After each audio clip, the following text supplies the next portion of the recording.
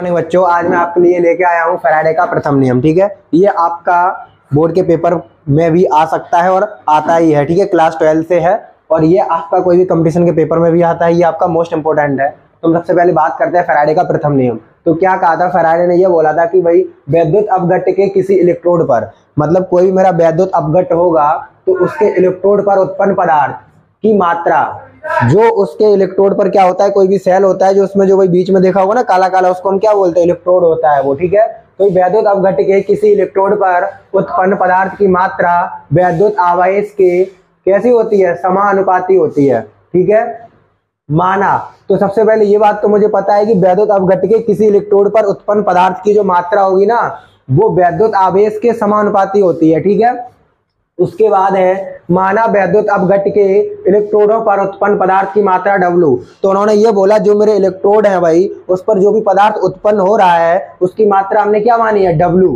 और प्रवाहित आवेश Q। तो जैसा कि इन्होंने बोला था, इन्होंने क्या बोला था कि वैद्युत अपघट्ट के किसी इलेक्ट्रोड पर उत्पन्न पदार्थ की मात्रा वैद्युत आवेश के समानुपाती होती है। तो भाई W समानुपाती Q, ये जो साइन है ये साइन किसका है? समानुपाती का।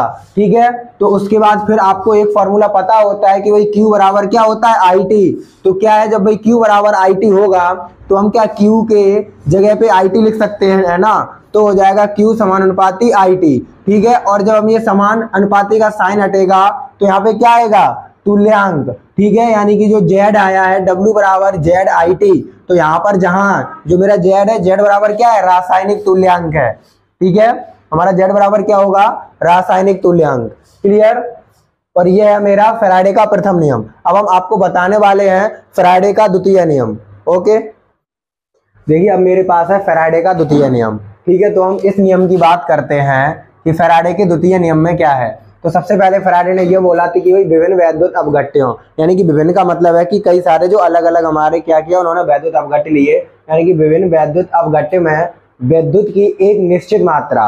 उन्होंने क्या किया, मेरे पास वैद्युत अपघट्ट विभिन्न है लेकिन उनमें जो विद्युत हम जो प्रवाहित कराएंगे उसकी एक निश्चित मात्रा हम लोग प्रवाहित कराएंगे। ठीक है, तो उन्होंने बोला कि भाई विभिन्न वैद्युत अपघट्टों में विद्युत की एक निश्चित मात्रा प्रवाहित करने पर इलेक्ट्रोडों पर उत्पन्न पदार्थ की मात्रा क्या है। यहाँ पे उन्होंने वैद्युत अपघट्ट विभिन्न लिए लेकिन उन सभी में जो वैद्युत धारा है वो हमारी एक निश्चित मात्रा में प्रवाहित कराई। तो उनमें क्या है, जो अपघट्ट डले हैं उनमें क्या डला? इलेक्ट्रोड।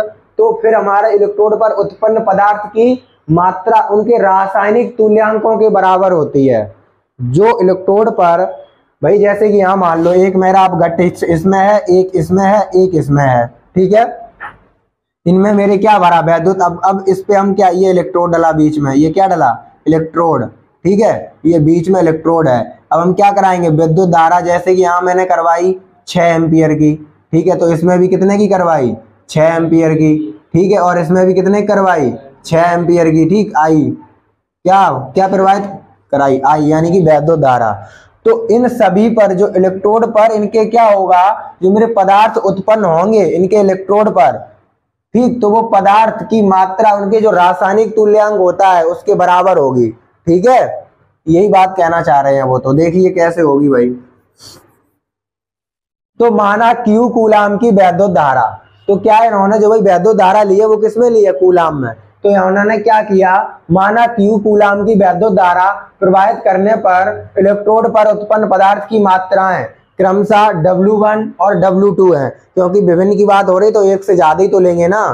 तो क्या है, W1 और W2 है। ठीक है, और रासायनिक तुल्यांक E1 व E2 है। जब भाई पदार्थ की मात्रा उन्होंने कहा ना कि भाई किसके बराबर है? रासायनिक तुल्यांक। तो मैंने रासायनिक तुल्यांक जैसे कि 2 है मेरे पास ये। ठीक है, इसमें मैंने क्या, Q कूलाम की वैद्युत धारा प्रवाहित हो रही है, इसमें भी Q कूलाम की वैद्युत धारा प्रवाहित हो रही है। ये इसमें क्या डला है? इलेक्ट्रोड। ठीक है, ये क्या है? इलेक्ट्रोड डला है। इसमें भी ये इलेक्ट्रोड डला है। अब इनके इलेक्ट्रोड पर जो है पदार्थ की मात्राएं उत्पन्न होंगी तो इस पर क्या होगी? ये W1 है और ये W2 है। ठीक है, और इनके रासायनिक तुल्यांकों के बराबर होंगी। तो वो क्या है भाई, W1 बराबर I1 और W2 बराबर I2। क्लियर? यही तो उन्होंने बोला ना। अब देखो आगे, तो इस नियम के अनुसार मैंने वही किया, W 1 अपॉन W2 बराबर E1 अपॉन E2, क्योंकि ये क्या है, पदार्थ की मात्रा और ये क्या है, रासायनिक तुल्यांक, बराबर है। फिर यहां से क्या हुआ, मुझे एक फॉर्मूला पता है ये वाला, ठीक है। हमें पता है कि W बराबर ZIT, ये अभी आप पढ़ के आए ना प्रथम नियम में, तो क्या है W बराबर ZIT। तो हम क्या करेंगे, W1 की जगह क्या रख सकते हैं, Z1IT, क्योंकि W1 है तो Z1 लगा लिया हमने, ठीक है। और अपॉन W2 की जगह Z2IT, ठीक है। अब बराबर E1 अपॉन E2, तो भाई ZIT से वो सॉरी IT से IT खत्म हो जाएगा ना, देखो भाई IT से IT खत्म हो गया हमारा। अब बचा क्या, Z1 अपॉन Z2 बराबर E1 अपॉन E2, ठीक है। अब चाहे हम ये बोले कि Z1 अपॉन Z2 बराबर E1 अपॉन E2, या हम और ऐसा भी तो कर सकते हैं, E1 अपॉन E2 बराबर Z1 अपॉन Z2। भाई जो चीज बराबर है वो बराबर है ना, चाहे हम लिख दें इधर 5 बराबर 3 + 2, चाहे हम लिख दें 3 + 2 बराबर 5, बात तो वही है, बात तो वही है ना। अब उसके बाद आपको पता होता है समानुपाती का मतलब क्या होता है, बराबर। क्या मतलब होता है समानुपाती का, बराबर। तो यहाँ ई और बराबर, ई बराबर जेड नहीं है, ई बराबर जेड है ना, तो क्या उसका मतलब क्या होता है, समानुपाती। व्युत्क्रमानुपाती और समानुपाती में अंतर होता है। समानुपाती का मतलब होता है कोई चीज बराबर है, जैसे यहाँ ई समानुपाती जेड, इसका मतलब है जितनी वैल्यू ई है उतना ही जेड है, ठीक है। तो हम क्या करेंगे, हम इसको लिख सकते हैं ई समानुपाती जेड। अब जब ये समानुपाती का साइन हटेगा तो क्या आएगा, कोई नियतांक आएगा। तो यहाँ पे मेरा नियतांक आया है एफ, क्या आया है, एफ।